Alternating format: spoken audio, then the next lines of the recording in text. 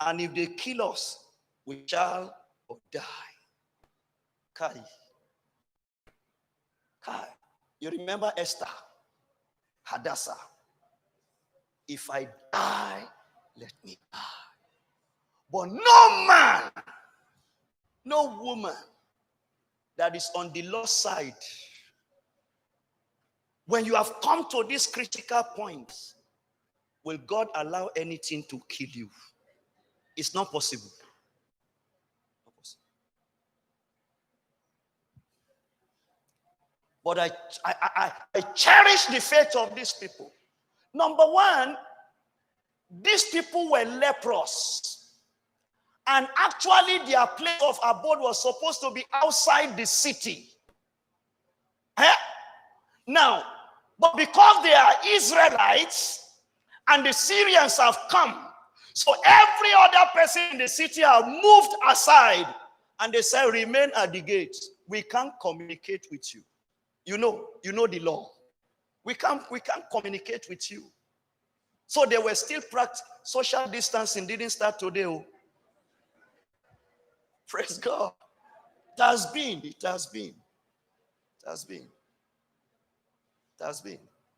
So they say stay there. And so when everything has become worse, God is a great coordinator. Why is it that it was at this time they decided to take that decision? Why? So they said, if we remain here, if we go into the city, the wars will happen. If we remain here at the gate, we will still die. So whether we turn to the right or the left, everywhere, death is staring at our face. So let us stumble into the camp of the enemy. And by that, it means they must open the gates. It's a big risk. Men who encounter some glorious things in God were men who took risk. They took risk.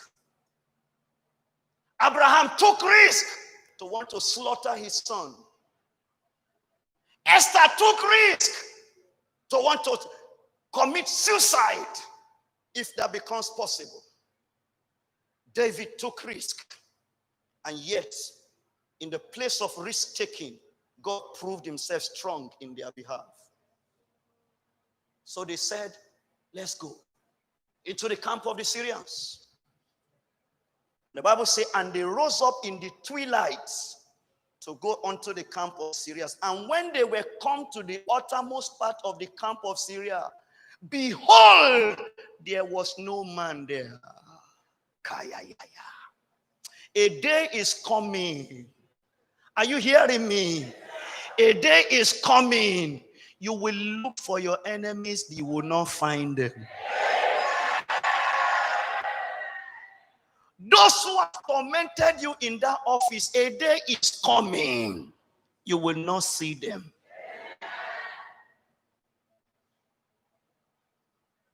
A day is coming. It's just one day, and everything will turn around. Just one day. So they went, and there was no man. I've read verse 6 and 7, because the Lord has done something.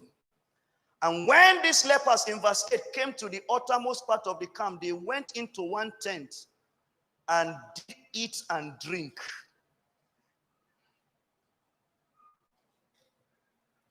Please, I want you to clap for God.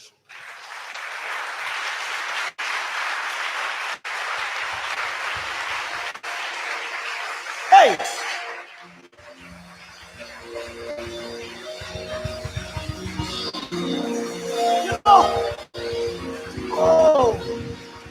As you are clapping, miracle is happening.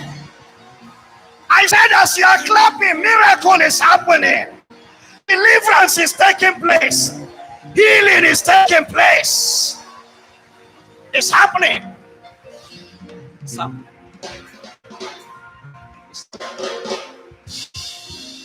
It's happening.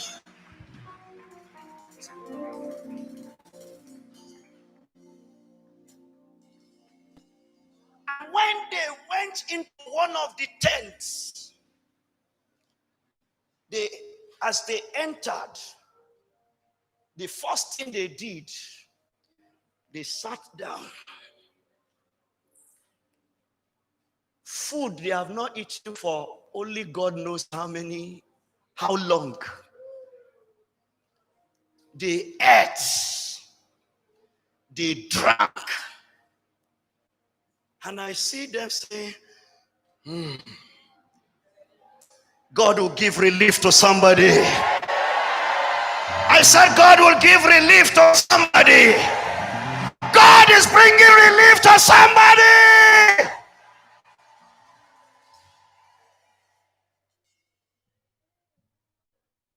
They ate in the camp of the enemies.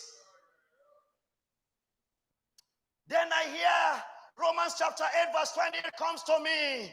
All things work together for good to them that love the Lord and are called according to his purpose. That situation, that story will turn out for your good. It will turn out for your testimony.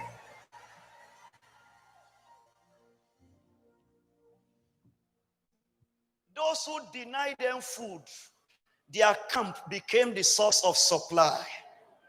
What a wonder. What a wonder. What a wonder. What a wonder. And carried them silver and gold and raiment, and went and hid it, and came again and entered into another tent, and carried them also and went and hid it.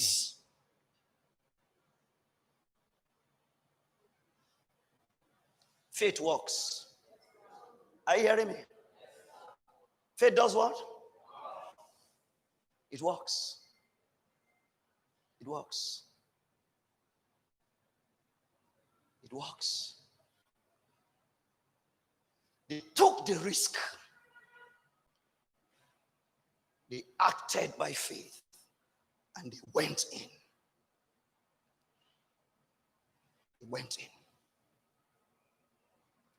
And behold, that the powers that besieged them, that made life uncomfortable, that brought a recession to their camp, that made them to begin to eat human beings, have fled.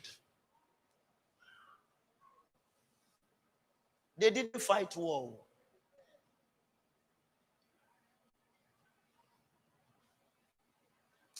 The captain of the host, Jesus.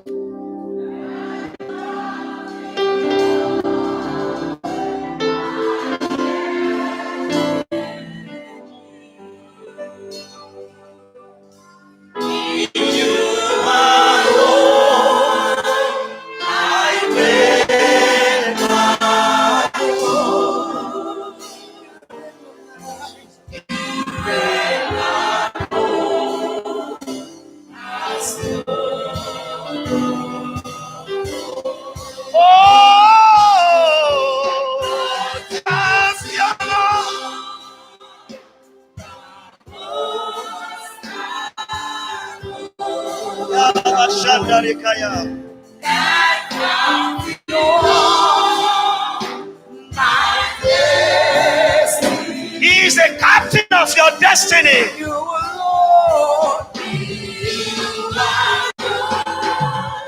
His name is our boast. Thank you, Jesus.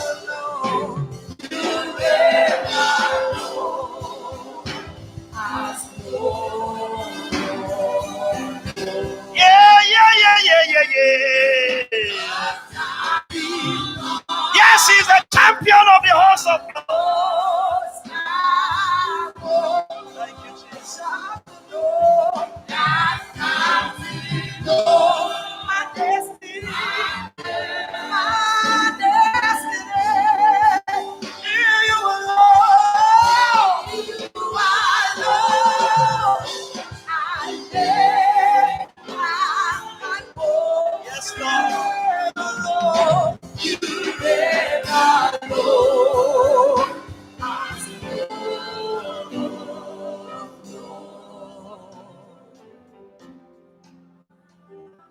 Yes, Lord.